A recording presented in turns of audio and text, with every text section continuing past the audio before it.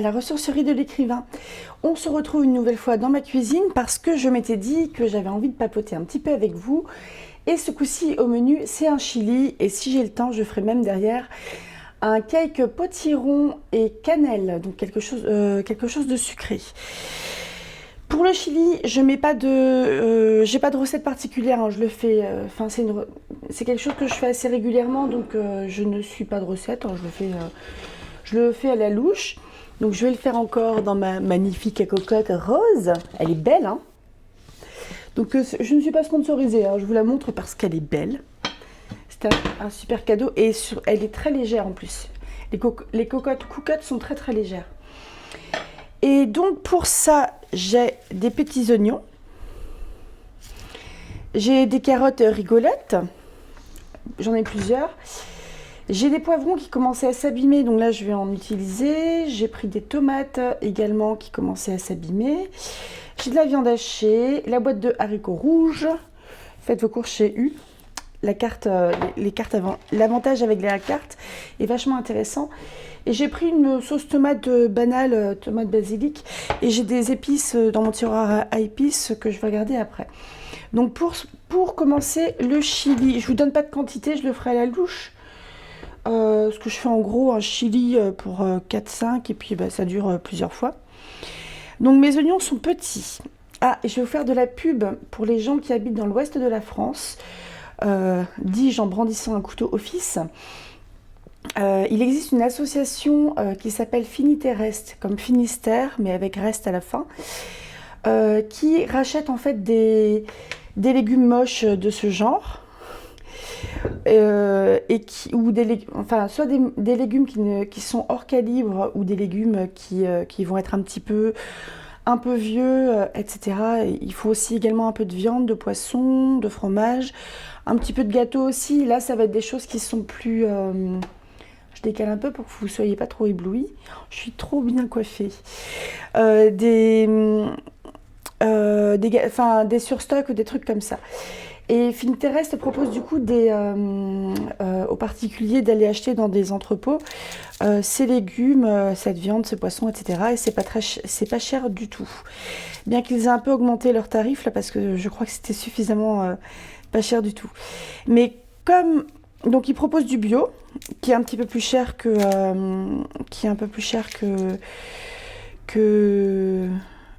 le panier ordinaire, on va dire. C'est plutôt du local quand même. Et donc ça a commencé dans le Finistère et je crois que ça part un peu à la conquête de l'Est là. Et je mettrai en barre d'information le lien de l'association si vous voulez regarder, si vous en avez un par chez vous. Je sais que c'est arrivé jusqu'à Nantes.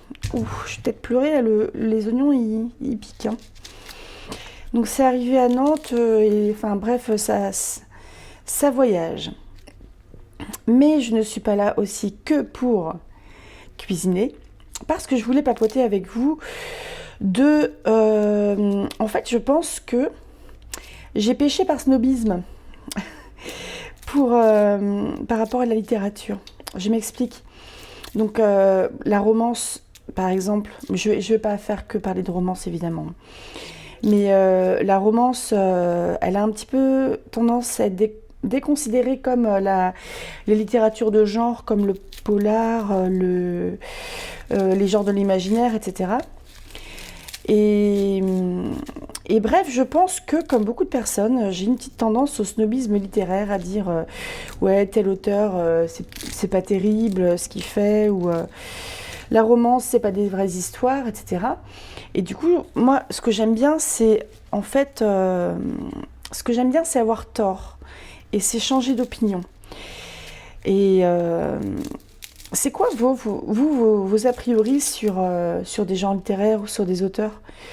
Parce qu'il y a des a priori qu'on peut nourrir en fait sans avoir expérimenté la chose. Par exemple, je n'ai jamais lu de Guillaume Musso. Je vais peut-être en lire un par curiosité pour voir si ça peut me plaire ou pas.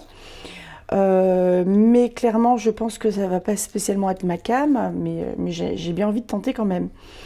Où il y a par exemple un auteur de romance qui est, il me semble que c'est un mec, qui est dont les livres ont été beaucoup adaptés par les Américains, c'est Nicholas Sparks. Et franchement, enfin, vous savez, un petit film un peu réconfortant, j'ai perdu mon épluche légumes. Enfin, ça fait partie de ces petits films réconfortants qu'on aime bien regarder quand il fait pas beau et qu'on se colle sous la couette pour être au chaud. Et j'ai bien envie de voir à quoi ressemblent en fait les livres aussi de Nicholas Sparks. Là, c'était par curiosité aussi. Je suis là aussi pas sûre que ça va me plaire parce que je pense que c'est assez simpliste, ça joue un peu sur du drama, etc. Mais bah, faut pas mourir con en fait. Donc j'ai envie de tester. Donc là, j'ai épluché mes 4 oignons. J'épluche les carottes. Après, je vais m'occuper des poivrons, des tomates. Je vais rincer et émincer tout ça et hop, dans la casserole, dans la cocotte. Donc, oui, je peux avoir comme ça des a priori sur des auteurs ou sur des artistes, mais en fait, j'aime bien avoir tort. Enfin, avoir tort. Ça va pas forcément m'empêcher de, par curiosité, regarder un petit peu ce que l'auteur fait, par exemple. Il peut y avoir des personnages, là je parle bien d'auteurs qui vont pas spécialement m'attirer parce que leur personnalité publique ne me vend pas du rêve. Je pense par exemple à Houellebecq ou je pense particulièrement à Bukowski qui est quand même pas réputé pour être le mec le plus sympa et féministe du monde. Mais Bukowski par exemple, j'en ai acheté plusieurs mais je les ai pas lus encore. Et j'ai déjà lu quelques citations de Bukowski qui me donnent vraiment envie de lire ce qu'il a pu écrire d'autre. Et par exemple, là, je sais qu'il y a des personnes qui, par rapport aux propos polémiques de J.K. Rowling, ne veulent plus la soutenir en lisant ses livres ou en achetant du merchandising. Je vous ai dit, hein, j'ai un accent anglais formidable.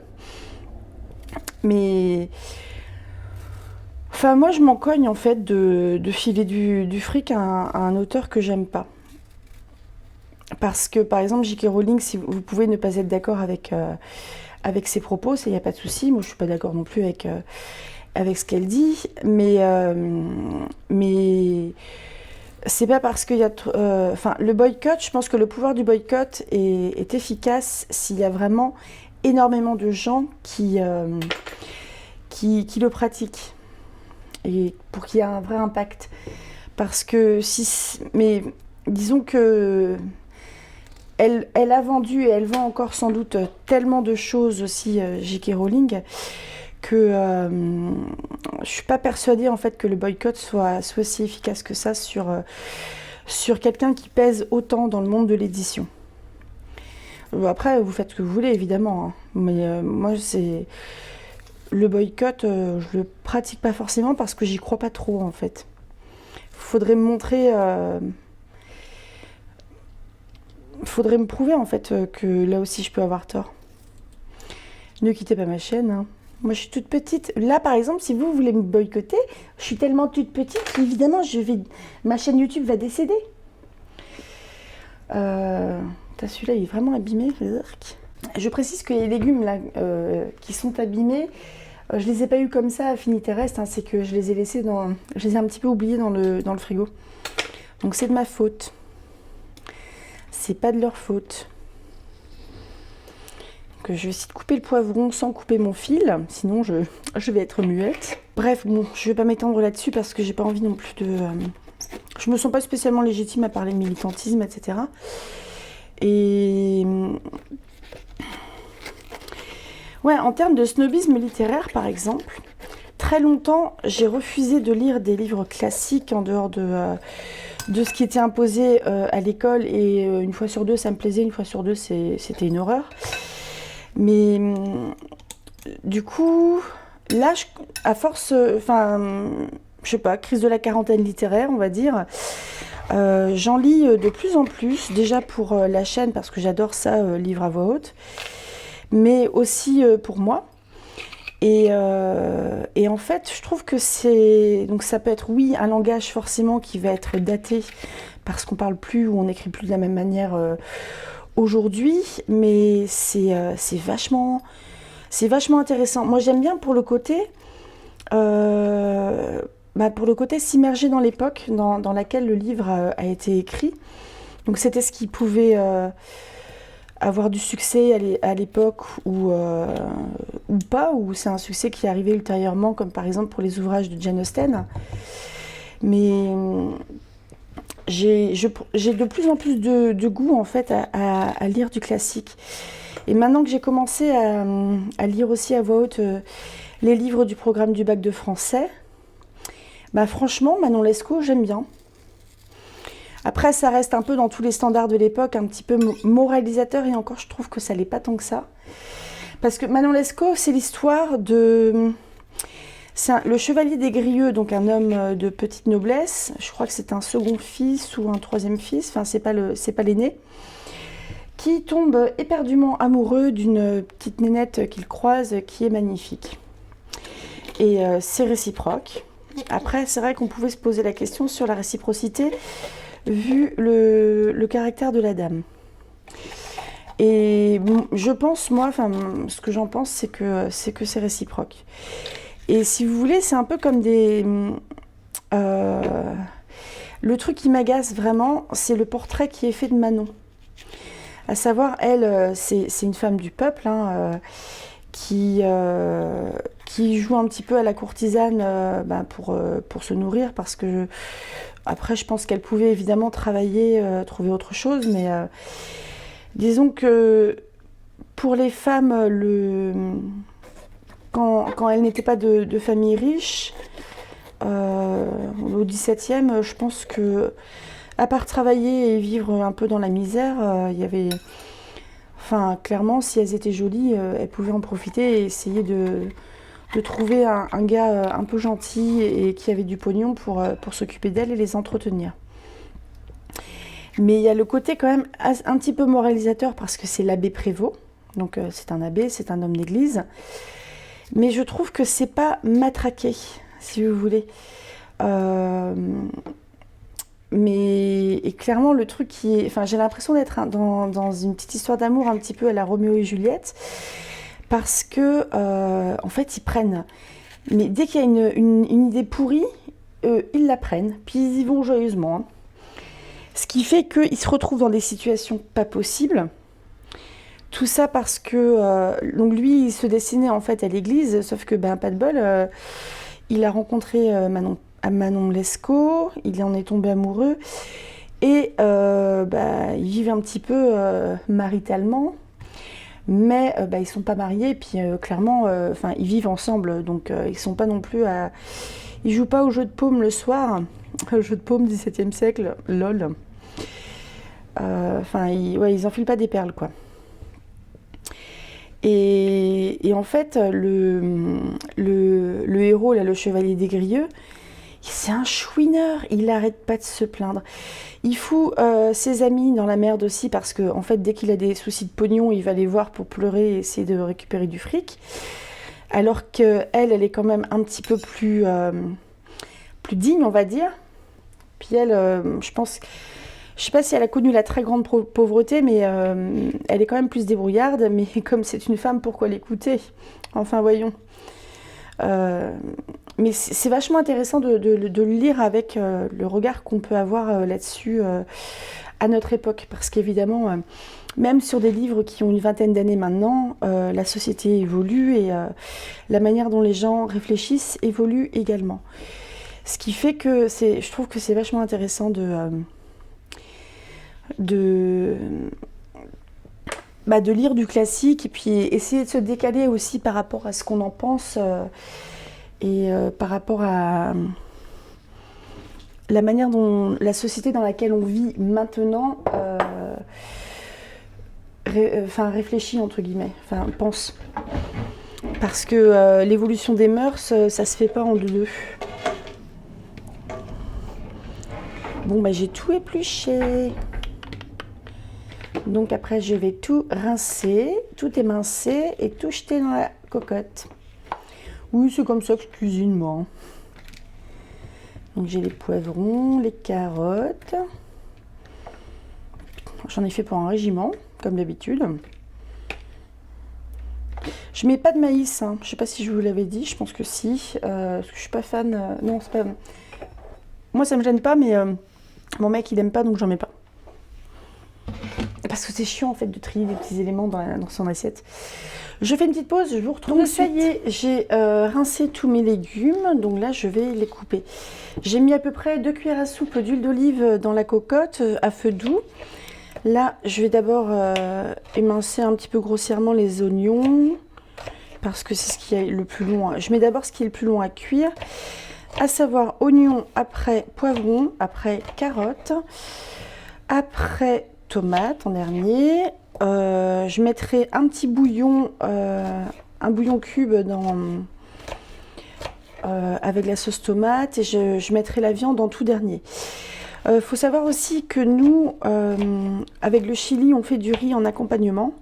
Donc je sais que le vrai chili, il n'y a pas de riz, mais nous on le fait. Donc vous faites comme vous pouvez, parce que c'est vrai que c'est déjà un plat qui est assez riche. J'irai couper du bois après. Je plaisante. Donc voilà. Donc j'émince tout ça. C'est vrai que du coup là je suis en train de changer le fusil d'épaule en termes de classique. J'ai envie d'en découvrir de plus en plus. Donc là je tourne mi-novembre, mais je pense que cette vidéo là sera diffusée en décembre voire janvier. Donc il y aura sûrement déjà des gros changements, au niveau de la chaîne. Parce que là du coup je vais finir Manon Lescaut d'ici 2 semaines. Je parle en temps réel, hein, pas en temps de publication. Si en temps de publication, Manon Lescaut sera publié dans 2 semaines. Et j'attaquerai Balzac après. Je sais plus qui c'était. Et je pense même lire Marivaux et Molière en... Je vais me démerder. Ça va être très chiant en montage, mais je vais me démerder pour les pièces de théâtre de Passe-ton-Bac en 2024. Donc j'espère que les petits loups seront nombreux à venir me dire que c'est trop bien ce que je fais. Les petits loups qui passent leur bac, ou les grands loups qui l'ont déjà. Parce que c'est open bar, hein. C'est ouvert à tout le monde évidemment. Donc voilà. Qu'est-ce qu'on peut avoir encore en a priori? Vous avez quoi, vous, comme a priori sur les bouquins ou les films? Parce qu'après, les trucs qui vont un peu au-delà de ce que vous aimez, ce que vous n'aimez pas. Je sais par exemple, moi, c'est vrai que j'ai une petite tendance quand même à regarder plus des films ou à lire des livres qui vont plus m'apporter quelque chose que rechercher en fait le simple divertissement. Et je pense que j'intellectualise trop. Putain, la vache, il y en a plein. Enfin, je pense que j'ai un rapport un peu trop intellectuel au niveau de la culture. Je sais pas si je suis prête à lâcher ça vu l'âge que j'ai maintenant, parce que on va dire qu'au bout d'un moment, on évolue moins. Bah évidemment, parce que notre personnalité est faite, donc revenir sur certaines choses, c'est un peu plus chaud. Mais bref. Bon, je vais tailler les carottes en essayant de ne pas me tailler le doigt. Ça serait ballot, ça sert toujours les doigts. Hein.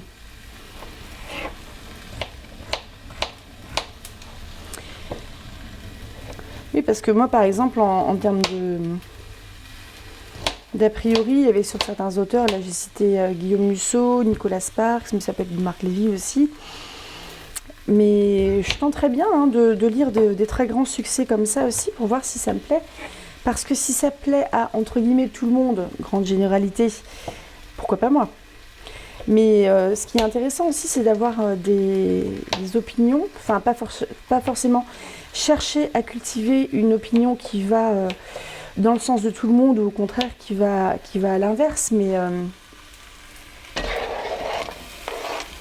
mais parce que moi je m'en fous en fait, hein, je m'en fous de si mon opinion suit tout le monde ou si elle est à contre-courant. Ça, je m'en cogne un peu.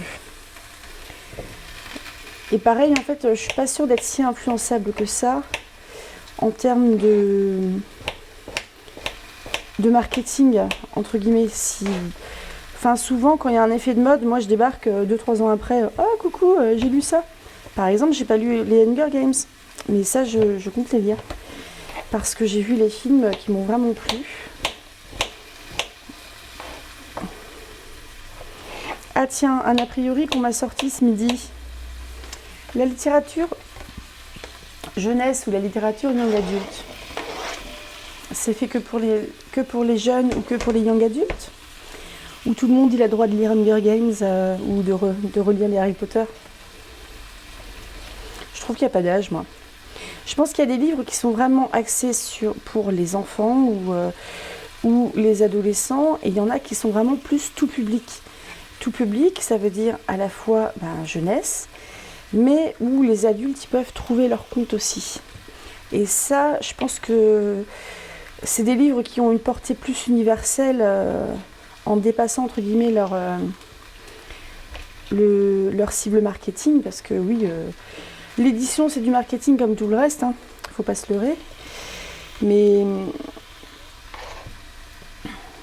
donc moi, je pense carrément que chacun est libre de lire ce qu'il veut et que personne n'a rien à dire là-dessus. Après, évidemment, si vous faites des études de lettres et que vous devez vous enfiler plein de classiques, eh ben, lisez d'abord les livres qu'on vous demande de lire avant de lire les autres. Tout simplement parce qu'à un moment, on n'a pas du temps extensible. Puis il y a des priorités.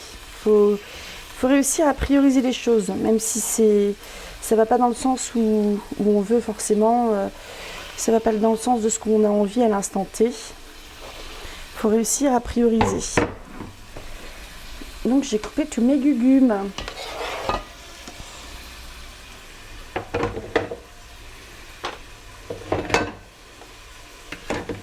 Je vais ouvrir ma petite bobette. Je vais les rincer par contre parce que l'eau des boîtes de conserve, moi ça me... Alors, je vais déjà mettre un peu d'eau. Parce qu'il faut que ça cuise quand même. Et je vais mettre un petit bouillon.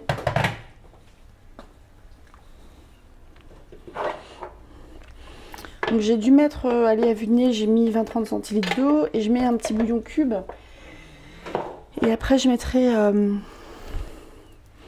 je pense que la viande et les haricots, je les mettrai en dernier, après la sauce tomate. Bon, les bouillons cubes, je les enlève toujours de leur boîte, donc je sais jamais ce que je mets dedans. Je crois que c'est un bouillon de légumes.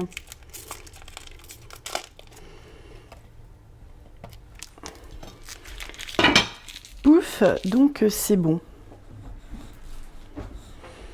Je crois que je vais laisser mijoter et je fais une pause. On se retrouve tout de suite. Nous avons fait un bond dans le temps parce qu'il fait nuit. Donc je suis encore plus éclairée que d'habitude. Mes légumes sont cuits, donc c'était les oignons, les poivrons, les carottes et les tomates. J'avais fait cuire dans un bouillon sans doute de légumes. J'ai rajouté la sauce tomate basilic, que je vais touiller un petit peu plus. Je vais rajouter mes haricots rouges.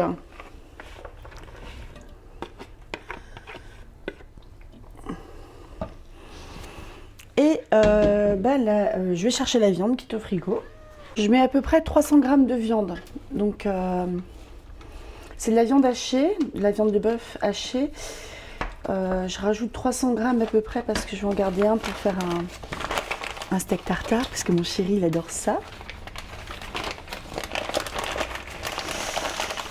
Et alors, vu l'heure qu'il est, parce que là, il est quasiment 6 h chez moi. Je pense que pour le cake potimarron cannelle, je le ferai demain, mais ça sera une autre vidéo où je parlerai encore de littérature en cuisinant. Je prendrai une photo du résultat comme la dernière fois parce qu'en fait là je filme avec mon ordinateur portable qui est sur une planche à découper, enfin sur un genre de petit plateau et sur une boîte à chaussures. Donc c'est de l'artisanal hein, au niveau du tournage. Et donc je vous montrerai le résultat demain. Enfin, je vous montrerai le résultat au niveau du montage, je mettrai une photo. J'ajouterai un petit peu d'épices parce que là j'ai pas salé, j'ai pas poivré, j'ai rien fait. Donc je vais saler, poivrer et tout ça.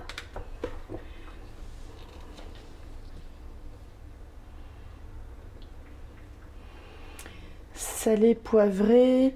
Qu'est-ce qu'il y a dans le... Attendez, j'ai du paprika, ça me semble pas mal pour du chili. Paprika, j'aime bien, ça donne un petit goût et ça n'a pas de puissance.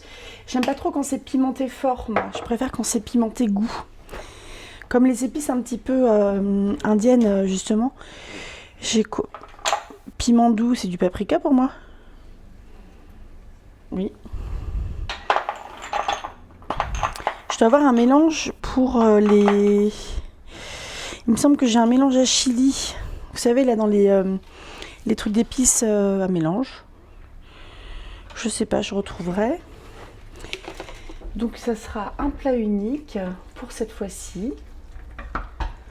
Bon, je vais laisser cuire tranquillement, hein, à petit feu, en couvrant. Et ce serait pas mal de reparler un petit peu de littérature dans tout ça et d'écriture, pourquoi pas. Comme je vous disais dans le petit jeu en fait de jouer un petit peu avec nos propres préjugés, nos propres a priori. Je tourne un petit peu ce que je vais être tout illuminée, je suis désolée. Niveau éclairage, c'est vraiment pas terrible. Hein. Je pense que c'est valable également au niveau de l'écriture en fait. Par exemple, moi je suis pas une grande lectrice de nouvelles, mais je peux être amenée à faire des textes courts. Je ne suis pas une grande lectrice de poésie, mais je peux également être amenée à essayer de m'y mettre. Mais honnêtement, je ne me prends pas trop la tête avec la versification, par exemple, parce que je trouve ça un petit peu trop compliqué. Enfin, ça me vient pas naturellement. Et compter les pieds, ça me gonfle un peu, donc j'ai tendance à pas le faire. Qu'est-ce qu'on peut avoir encore comme préjugé au niveau de l'écriture? Bon, en fait, le truc qui peut être pas mal, justement, c'est d'essayer de s'exercer sur des genres littéraires ou sur des scènes particulières où on sent que soit c'est pas notre kiff de les lire, soit c'est pas... Enfin, on pense que c'est notre point faible. Par exemple, les scènes de combat ou une scène sportive, une scène de foule. En général, moi, j'essaye de détourner la chose en adoptant le point de vue d'un personnage qui va être pris dans une scène de combat, par exemple, ou qui va être pris dans un mouvement de foule, quelque chose comme ça. Et enfin, c'est essayer de trouver des biais, en fait, pour contourner la difficulté, mais tout en écrivant aussi ce qu'on veut écrire. Et je vous referai aussi prochainement... Pardon, je vous ferai prochainement une petite vidéo vlog écriture parce que j'ai un petit peu avancé sur le projet romance, là sur les 7 copines et en faisant d'ailleurs des choses que je faisais pas vraiment avant, c'est-à-dire que je me suis fait une playlist et je me suis également fait un stock d'images pour travailler un petit peu mon imaginaire sur les personnages ou sur des scènes, des objets, etc. Et pour le projet autour de Théodora, l'impératrice, je pense que la décision la plus sage à mon niveau, c'est pour le moment, en fait, je vais la mettre de côté parce que je sens que j'ai le besoin de lire sur elle encore, que ce soit des articles, des bouquins historiques, etc., ou sur cette période. Et je vais... De toute façon, tout est là-dedans. Donc j'ai besoin encore un petit peu de me nourrir et surtout de prendre en assurance à ce niveau-là. Pour savoir... je pense que je sais ce que je veux écrire.